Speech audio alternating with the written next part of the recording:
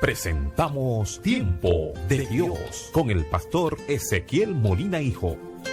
Una palabra de fe que puede transformar. Lucas capítulo 16, verso 19, dice la escritura: había un hombre rico que se vestía de púrpura y de lino fino, y hacía cada día banquete con esplendidez. Había también un mendigo llamado Lázaro, que estaba echado a la puerta de aquel, lleno de llagas, y ansiaba saciarse de las migajas que caían de la mesa del rico, y aún los perros venían y le lamían las llagas. Aconteció que murió el mendigo y fue llevado por los ángeles al seno de Abraham. Y murió también el rico y fue sepultado. Y en el Hades alzó sus ojos estando en tormentos y vio de lejos a Abraham y a Lázaro en su seno. Entonces él, dando voces, dijo: Padre Abraham, ten misericordia de mí y envía a Lázaro para que moje la punta de su dedo en agua y refresque mi lengua, porque estoy atormentado en esta llama. Pero Abraham le dijo: Hijo, acuérdate que recibiste tus bienes en tu vida, y Lázaro también males, pero ahora este es consolado aquí y tú atormentado. Pueden tomar asiento.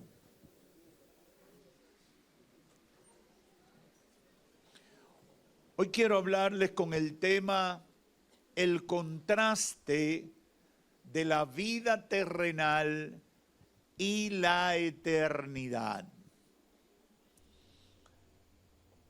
Esta es la primera parte de este mensaje que espero concluir más tarde en Santo Domingo.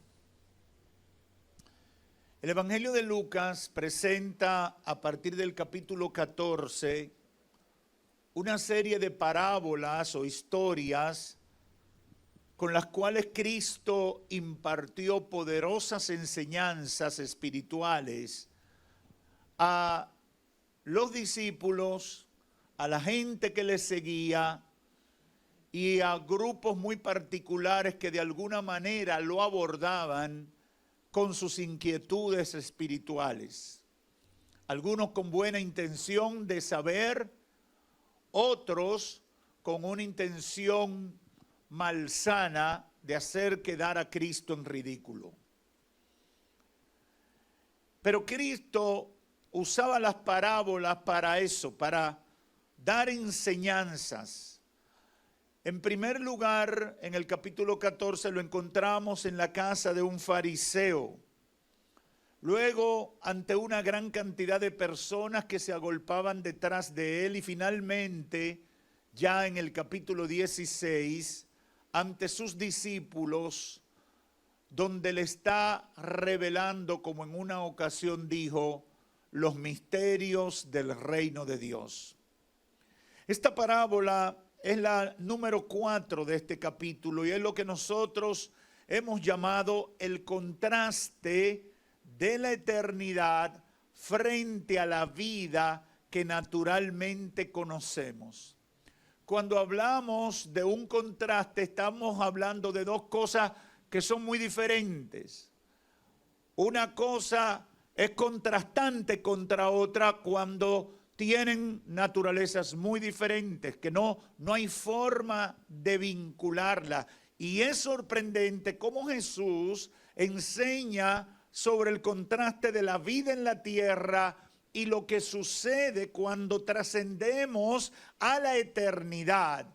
Y en este caso, de dos personas que representan la mayoría de la gente en todas las sociedades, en todos los tiempos. En todas las sociedades siempre hay gente rica y gente pobre. Usted siempre va a encontrar eso.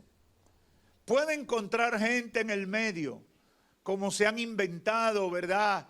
Clase baja, media,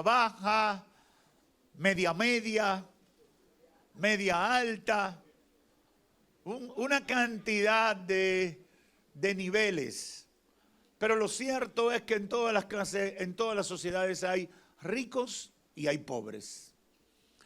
Y Cristo utiliza este ejemplo para presentar este contraste que yo, cuando meditaba en él, el Espíritu Santo llamó mi atención de cuán sorprendente resulta para nosotros lo que Cristo revela aquí, porque de cara a lo que vemos, frente a la visión que tenemos de la vida, de la sociedad, del bienestar, todos esos conceptos, todos esos paradigmas que norman nuestra existencia, entonces Cristo aquí nos choca con una realidad muy diferente a lo que nosotros pudiéramos pensar como seres humanos. Y yo tengo la fe de que hoy algunas de las enseñanzas de Jesús que vamos a compartir en esta primera parte de este mensaje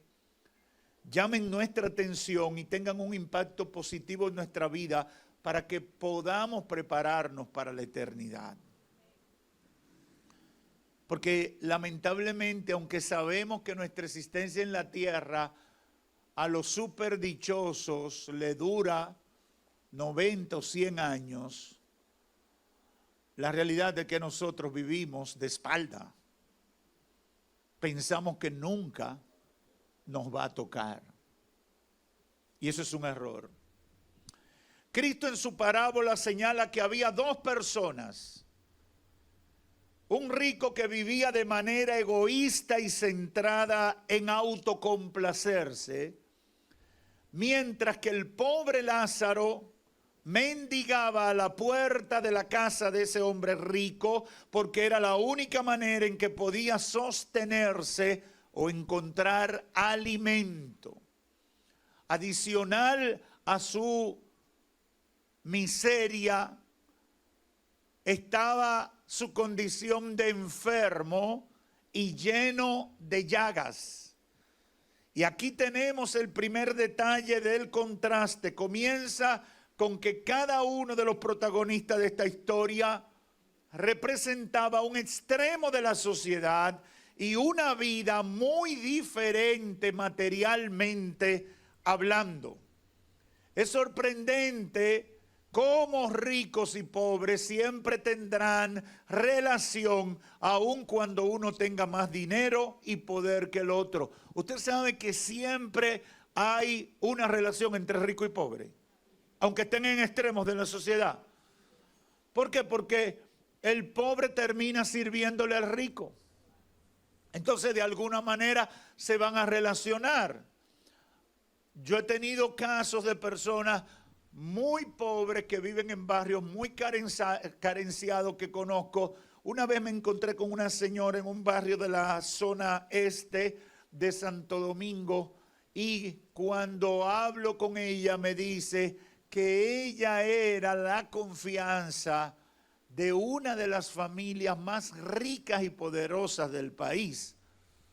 Y en efecto lo era, porque después conocí detalles y cosas alrededor de la hermana que confirmaron que ciertamente era la mano derecha, pero una relación de 30 años. Que para esa familia superpoderosa, esa mujer era parte de su familia porque habían estado vinculados por casi 30 años. Pero es sorprendente, ellos eran muy ricos y ella era muy pobre. Porque siempre tendrán relación. Este mendigo llamado Lázaro estaba esperando que botaran algo de comida de los banquetes del rico para él alimentarse. Estaba incapacitado, enfermo, no tenía medios económicos y por tanto esa casa de ese hombre rico era la única fuente de sustento y alimentación que él podía tener al alcance. Sin embargo, el rico no tenía ningún interés de compartir con él su riqueza, a pesar de que hacía banquetes todos los días. Y aquí el Espíritu Santo llamó mi atención sobre una realidad. Hermanos y amigos, debemos vivir la vida conscientes de que una diferencia social por las condiciones económicas que podamos tener no impide que tengamos que relacionarnos con personas más pobres, socialmente separadas de nosotros, y también nosotros necesitar la ayuda de una de esas personas. Debemos vivir con un corazón dispuesto a no diferenciarnos porque Dios nos haya bendecido a uno más que a otro, porque tengamos más recursos. Es decir, es un ser humano como tú, es un hijo de Dios como tú, es una persona que lo único que no tiene más que tú es dinero, pero puede tener virtudes que a ti te pueden bendecir en algún momento. Y esto es importante que lo entendamos, hermanos y amigos. ¿Usted sabe por qué? Porque a veces solamente criticamos al rico que no se relaciona con el pobre, pero hay unos pobres tan orgullosos. Una cosa terrible, que el orgullo los mata. Y ustedes ven que todo es criticándolo y con unas raíces de amargura terribles. Y hay del día que esa persona consiga un poquito de dinero. Sale todo lo malo que hay almacenado en su corazón. Y eso no debe ser. Si Dios te ha bendecido, dale gloria a Dios, pero ten siempre un corazón sencillo, un corazón humilde. Sea que Dios te dé mucho materialmente hablando o te dé poco, pero siempre hay que tener un corazón sencillo y un corazón humilde delante del Señor. Un segundo punto interesante que deja entrever Jesús en su enseñanza es que tanto el rico como el pobre murieron. Pastor, ¿y cuál es lo importante de eso? Bueno, eso es muy importante. Porque de alguna manera uno se imagina que si uno tiene dinero no se va a morir. Y es posible que tú tengas recursos para comprar la medicina, pero también te muere.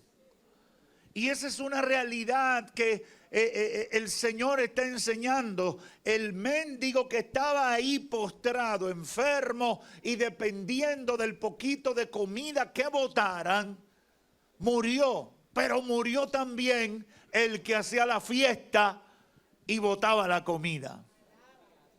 Todos vamos a morir. Hebreos 9:27 dice, y de la manera que está establecido para los hombres, que mueran una sola vez, y después de esto, el juicio. Todos de alguna manera nos va a tocar, más temprano o más tarde. Murió el pobre y murió el rico. Tenga claro eso. A todo el mundo le toca, es una realidad que no debemos olvidar. Todos los vivos tenemos el requisito indispensable para morir y es estar vivos. No se pierda con eso, porque si lo hace, sería un necio. Un tercer elemento importante de este contraste es la realidad de que en la eternidad después de esta vida seremos conscientes de quiénes somos y lo que hemos hecho. Lo voy a repetir porque mucha gente no tiene claro ese concepto que Cristo explica en esta parábola. Todos después de esta vida seremos conscientes de quiénes somos y lo que hemos hecho. Todas esas teorías fundamentadas en la filosofía griega y sus ramificaciones, donde plantean que el cuerpo con tierra tiene y que todo termina con la muerte física, Aquí Jesús le da un tapaboca poderoso cuando revela que tanto el rico como el pobre conocieron quiénes eran y qué habían hecho en la eternidad. Vamos a saber, cuando partamos de esta tierra, vamos a saber lo que hicimos. Y vamos a saber por qué estamos donde vamos a estar. Eso no es a lo loco, eso vamos a tener conciencia. Y yo sé que mucha gente y el diablo con todos sus sistemas de comunicación ha estado promoviendo la idea de los griegos, que creían que el cuerpo era un estuche donde estaba encarcelada el alma. Y que con tierra teníamos, que era algo desechable y que moríamos y que ahí se acababa todo. Eso viene desde allá, con diferentes envolturas, ha llegado hoy en día a nosotros. Y es bueno que los cristianos sepan cuál es el concepto de Jesús con respecto a nuestra existencia en la eternidad. A veces me quedé sorprendido en días pasados cuando escuché a una persona cristiana decir: ay, donde quiera que estés, refiriéndose a un cristiano que había muerto. ¿Cómo que donde quiera que esté? La Biblia establece cuál es el destino eterno. Yo no puedo hablar como los ignorantes. Si fue una persona que le servía al Señor, yo tengo que hablar con la certeza, con el conocimiento de que esa persona está en los brazos del Señor, disfrutando de su presencia, como dice Juan en Apocalipsis, donde no habrá llanto, donde no habrá dolor, donde no habrá tribulación. Para los judíos eso era, lo llamaban el seno de Abraham, porque por tradición una figura de descanso y solaz era recostarse del pecho del que estaba al lado sentado a la mesa. Y por eso Cristo usa una expresión que los judíos entendían para hablar de un bienestar eterno, para hablar de un bienestar después de la vida. Nosotros sabemos a dónde vamos. Y nosotros sabemos por qué vamos a ir a donde vamos. Y de acuerdo a la Biblia está muy claro qué va a pasar con unos y otros. Y es bueno que nosotros los cristianos conozcamos lo que dice la palabra de Dios, porque es muy triste que quienes estamos llamados a orientar no tengamos la capacidad de orientar a los que no conocen del Evangelio. Dice el verso 22, aconteció que murió el mendigo y fue llevado por los ángeles al seno de Abraham, y murió también el rico y fue sepultado, y en el Hades alzó sus ojos, estando en tormento. Aquí Hades es sinónimo del infierno. Y vio de lejos a Abraham y a Lázaro en su seno, el otro extremo. Entonces él, dando voces, dijo: Padre Abraham, ten misericordia de mí y envía a Lázaro para que moje la punta de su dedo en agua y refresque mi lengua, porque estoy atormentado en esta llama. Pero Abraham le dijo: Hijo, acuérdate que tú recibiste tus bienes en tu vida y Lázaro también males, pero ahora este es consolado aquí y tú eres atormentado. Hermanos y amigos, en la eternidad tendremos conciencia de nuestra vida en la tierra y tendremos la capacidad de identificar a la gente que conocimos y lo que fuimos en la vida terrenal. Lo más triste que ocurre en este contraste de la vida de estas personas aquí en la tierra y su paso a la eternidad lo presenta en los siguientes versos. Entonces él, dando voces, dijo: Padre Abraham, ten misericordia de mí y envía a Lázaro para que moje la punta de su dedo en agua y refresque mi lengua, porque estoy atormentado en esta llama.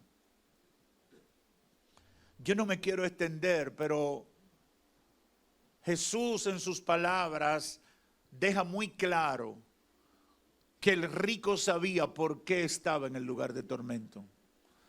Y el pobre Lázaro se sabía por qué estaba en el otro sitio. Y no era un problema de clase social.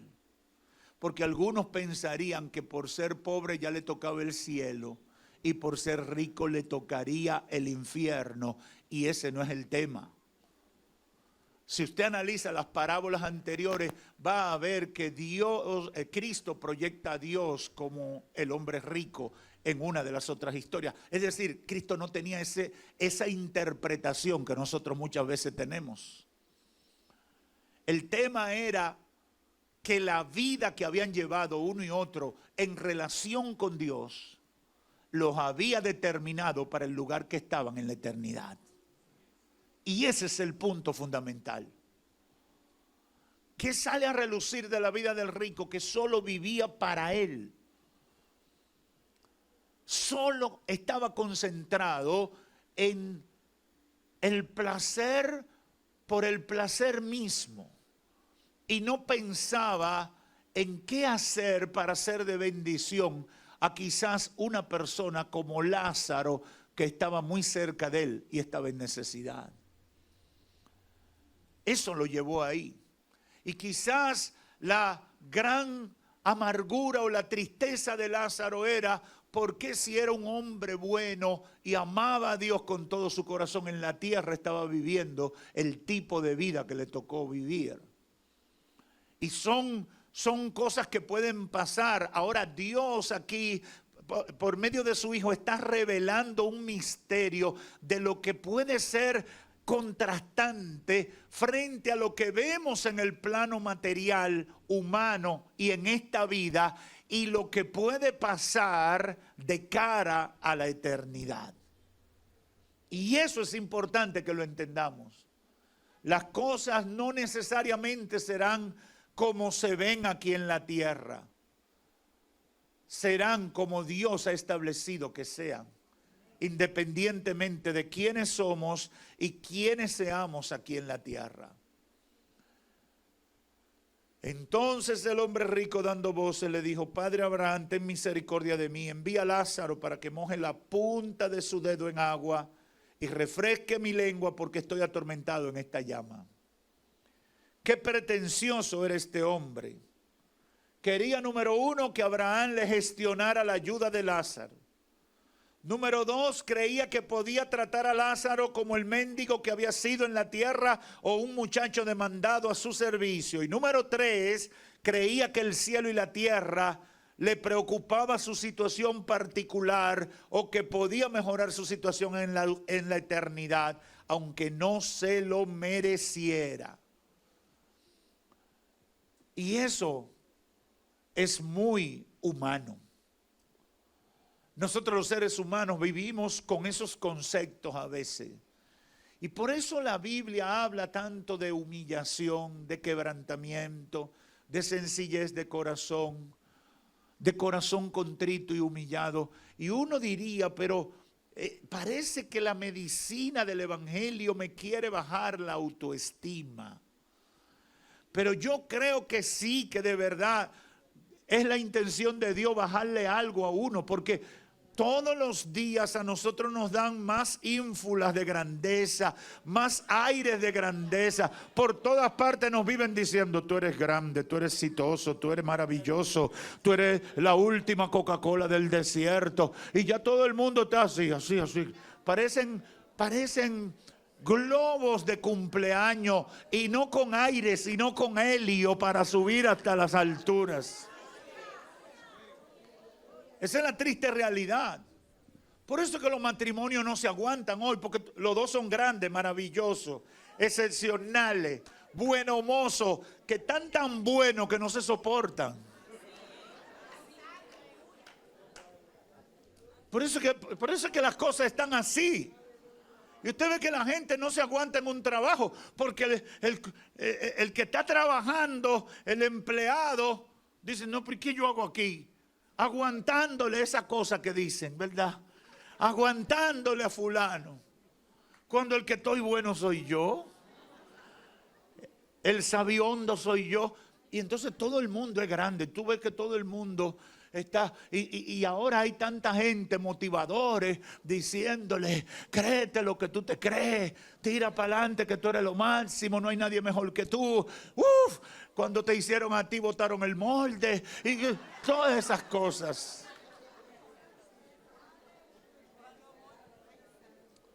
Sin embargo, el Evangelio nos da una terapia de humildad.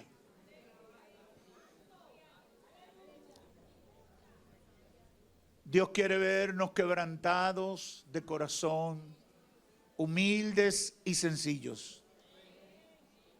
Dios quiere ver gente que admita su falta. Póngase a pensar en ese otro contraste de cómo Dios espera que nosotros seamos. Dios quiere que seamos humildes, que seamos sencillos de corazón. Que aunque Él nos bendiga, porque Dios no tiene problema con bendecirnos, con cosas materiales y otros tipos de cosas. Dios no tiene problema. La Biblia está llena de hombres de Dios que eran muy ricos. Comenzando con Job. Job era el hombre más rico de toda su época. Más rico. Y usted ve cómo la Biblia entra en detalle de toda la riqueza. Entonces Dios no tiene problema con la riqueza. Dios tiene problema con lo que otra cosa ocupa en nuestro... Cuando esas otras cosas ocupan el lugar de Él en nuestro corazón. Dios te puede llevar a las alturas. Dios te puede llevar a los grandes escenarios del mundo, pero Dios espera que tú siempre sigas siendo un hombre o una mujer humilde y sencillo de corazón.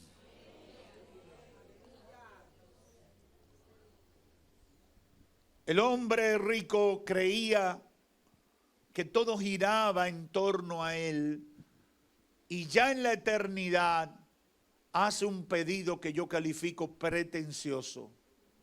Inmediatamente en la historia que Cristo está contando, Abraham lo confronta con su realidad y le dice que ya Lázaro y tampoco él tenían la misma condición que tuvieron en la tierra. Que en la eternidad se estaba viviendo como resultado de lo que había ocurrido en la tierra y que esa condición en la eternidad era disposición del juez justo que no puede ser sobornado para cambiarlo al antojo de quien no hizo nada cuando podía. ¿Y de dónde usted saca eso, pastor? Leamos verso 25 en adelante. Dice, pero Abraham le dijo, hijo, acuérdate que recibiste tus bienes en tu vida y Lázaro también males. Pero ahora este es consolado aquí, tú atormentado. Además de todo esto, una gran cima está puesta entre nosotros, es decir, una gran separación hay entre nosotros y vosotros, de manera que los que quisieran pasar de aquí a vosotros no pueden, ni de allá pasar acá.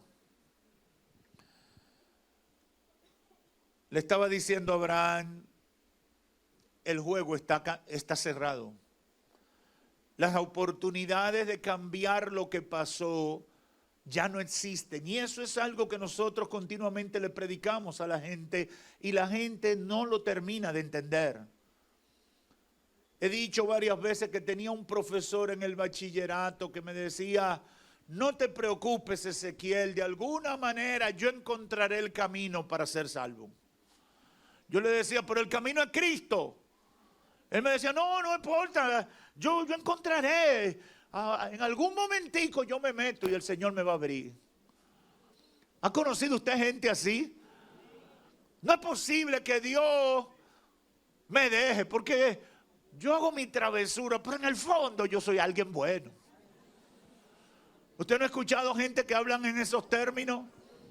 Es decir, parece que tenemos el pensamiento del más o menos, o yo voy a encontrar un hoyito por donde entrar. Y con Dios no se puede eso. Dios establece sus leyes y su norma, y si tú no la obedeces, te enfrentarás a la consecuencia.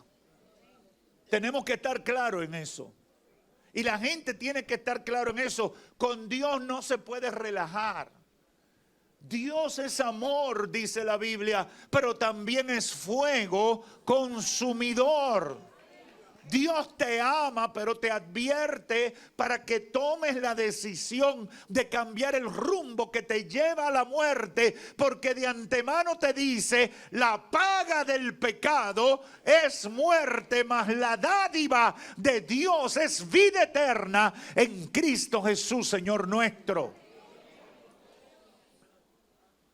Quiero concluir con algunas ideas alrededor de todo lo que he dicho. Número 1, Jesús con esta parábola derriba muchos argumentos e ideas humanistas que tiene la gente sobre la vida en la tierra y su relación con la eternidad. Y Cristo lo hace para que nadie tenga excusas. Cristo lo hace para que nadie tenga excusa. Yo no sé qué idea tú tienes en tu cabeza de que va a pasar cuando mueras. Yo no sé qué idea se te ha metido a ti con respecto a qué sucederá con los seres humanos cuando partan de esta tierra. Yo te digo lo que dice la palabra de Dios.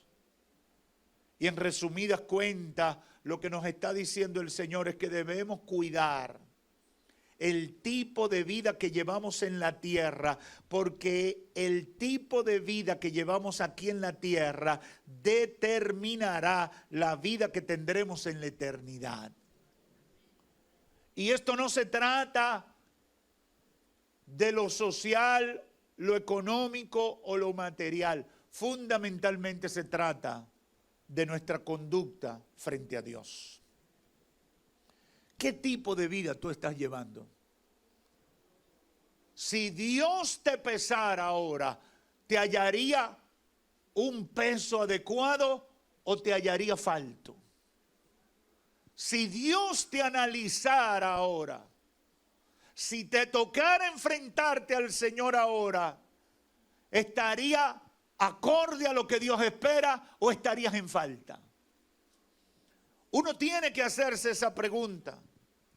Uno tiene que meditar en eso. Ay, pastor, usted me va a dañar la mañana hoy al meterme esa idea en la cabeza. El problema es que ahora estamos aquí, pero no sabemos cómo vamos a terminar este día. Y yo siempre he hablado de esto, pero lo que me pasó el 2 de marzo me lo confirmó. Comencé un día normal y en la noche estaba debatiéndome entre la vida y la muerte. Esa es la realidad de la vida. El problema es que no pensamos en eso hasta que nos toca. Y a veces no nos da tiempo de prepararnos para enfrentar esa realidad. Y nuestro deber como siervos de Dios es, a la luz de lo que dice la Biblia, confrontar a la gente sobre esa realidad y decirle, tienen que prestar atención. Hay que tener en cuenta eso en la manera que vivimos. Si usted cree una mentira diferente a lo que dice la Biblia, va a ser su responsabilidad. Pero Cristo habla claramente.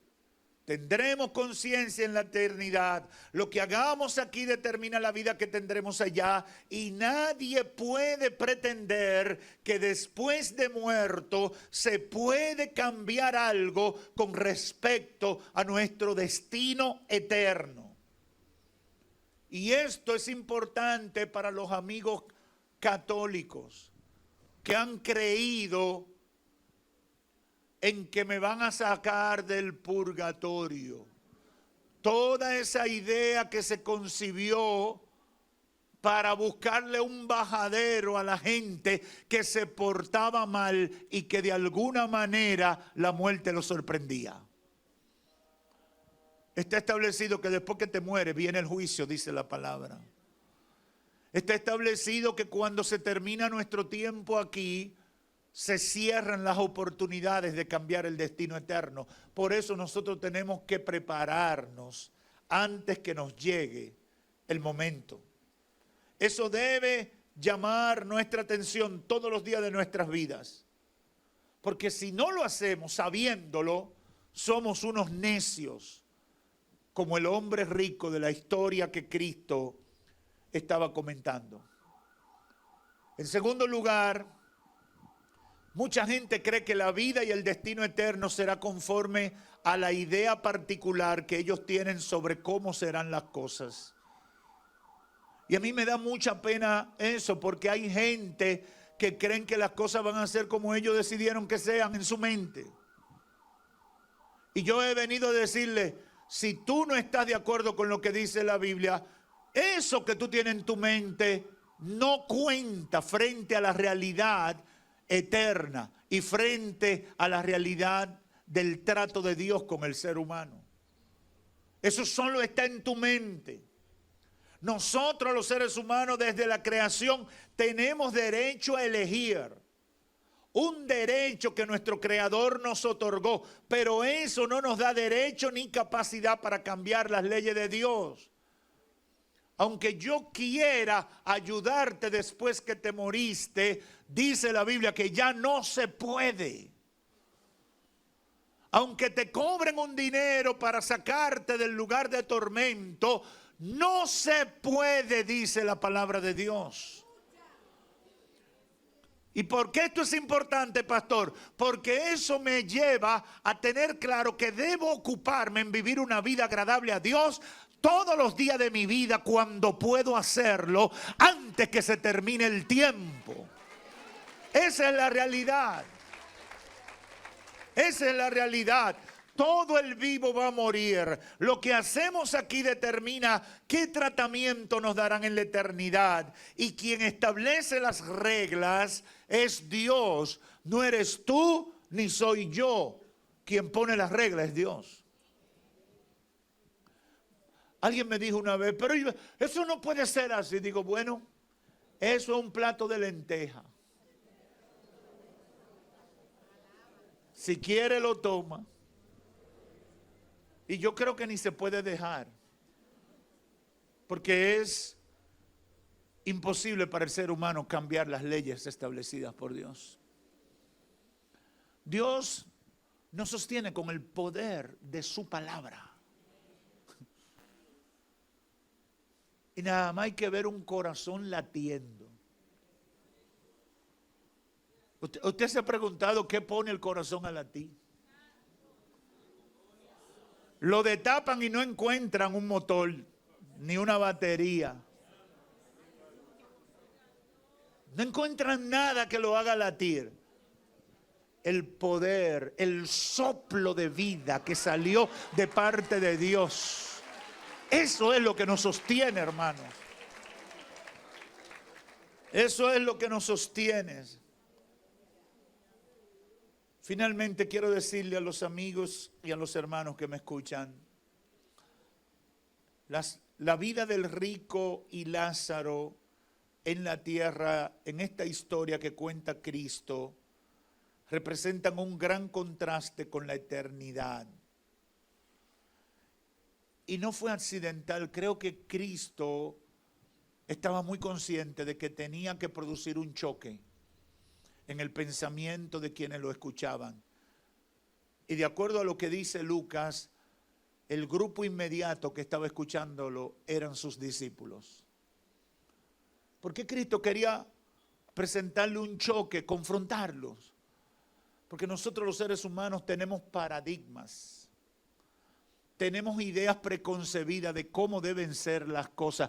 A veces, por tradición, por cultura, por costumbre, por conceptos que hemos asimilado, pero nosotros construimos nuestros propios paradigmas y decimos, las cosas deben ser de esta manera. Hay conceptos, hay paradigmas que se establecen en la sociedad y, por ejemplo, en la sociedad judía del primer siglo era muy claro para la gente de ese tiempo que el que tenía muchos bienes materiales estaba bien con Dios. Tenía la bendición de Dios. Y por eso Cristo escoge las dos figuras. Porque Cristo tenía que desmontar ese concepto que dominaba en la mente de ellos. Para el judío del primer siglo, si tú eras bendecido, y mucho más atrás, casi en toda la tradición, y eso lo hemos heredado las sociedades occidentales, asociamos abundancia de cosas materiales con bienestar y bienestar con Dios. Y una cosa no necesariamente está vinculada a la otra. Y Cristo está desmontando eso. Porque el ser humano, sobre todo en nuestros tiempos, la sociedad del siglo XXI, todo el mundo está enfocado en alcanzar el éxito económico, el éxito profesional, el éxito político. Y toda la vida de la gente gira en torno a esos paradigmas. Y todo el mundo cree que si fulano llega a tal posición, eso es lo máximo, ahí está el cielo. Que si consigue el vehículo tal, eso es lo máximo y ahí está el cielo y ahí está Dios. Y siempre tengo que recordar las palabras de un hombre que en su época lo tuvo todo y terminó con esta frase: vanidad de vanidad, todo es vanidad. Y usted sabe, y usted y yo sabemos, que uno se vuelve loco por unos zapatos hasta que se lo pone 3 veces. Uno se vuelve loco por una casa hasta que la vive un tiempito. Ya, casa. Uno se vuelve loco por viajar a un sitio. Cuando yo vaya a ese sitio, a mí me pasó con Nueva York. Usted sabe que el dominicano, lo más grande, antes del dominicano viajar alguna vez en su vida, lo más grande es Nueva York. Yo tenía como 17 años, 18 años cuando fui por primera vez a Nueva York. Era mi sueño ir a Nueva York. Y cuando me encuentro caminando por las calles de Nueva York y empiezan a darme todos esos olores raros y encontrarme los homeless, yo dije, ¿y esto es Nueva York? Digo, yo creía que cuando fuera a París, la ciudad del amor, lo más romántico, la Torre Eiffel, y que uno camine por el Champs-Élysées, que uno ya se sentiría, lo logré. Me pasó lo mismo que en Nueva York. Muchos olores raros, mucha gente fumando cosas hediondas y muchos homeless. Y yo decía, definitivamente Salomón tenía razón. Vanidad de vanidad. Todo debajo del sol es vanidad. Por eso terminó diciendo, el fin del discurso es este: ama a Dios y guarda sus mandamientos, porque a fin de cuentas, eso es lo máximo para el ser humano. Yo no sé si alguien aquí puede decir, yo amo a Dios. Si tú amas a Dios, ya tú tienes lo máximo que se puede lograr. Si tú tienes comunión con Dios, tú tienes lo máximo que se puede lograr en esta vida. Si tú sientes el gozo de la salvación en tu corazón, eso es lo máximo que se puede lograr en esta tierra. Ama a Dios y guarda sus mandamientos. Cuando uno está en comunión con Dios, uno se siente bien. Cuando uno está en comunión con Dios, puede tener mucha comida o puede tener la despensa vacía y es feliz, porque tener a Dios y tener comunión con el Altísimo lo llena todo. Esa es la realidad de la vida. Y todo el que lo ha experimentado sabe lo que estoy diciendo. Por eso, amigo, amiga, que estás aquí o por los medios, Dios dice en su palabra que todos somos pecadores. Y solo aquellos que durante su vida en esta tierra acepten a Jesucristo como Señor y Salvador, alcanzarán la vida eterna, alcanzarán el cielo. Puedes pensar lo que tú quieras, porque hoy hay mucha gente que sabe mucho ahora. Pero esa es la verdad. Y por esa razón mi consejo es decirle a todo el que me escuche, entrégale tu vida a Cristo Jesús hoy. No lo dejes para mañana porque podría ser demasiado tarde y después estarías como el hombre rico aquel tratando de resolver desde la eternidad cosas que estaban pasando en la tierra. Pero ya no había oportunidad. Hermano, amigo, vive una vida agradable para Dios. Como si fuera el último día, vive una vida agradable para Dios. Como si te van a llamar y te van a pedir cuenta mañana, vive una vida agradable para Dios.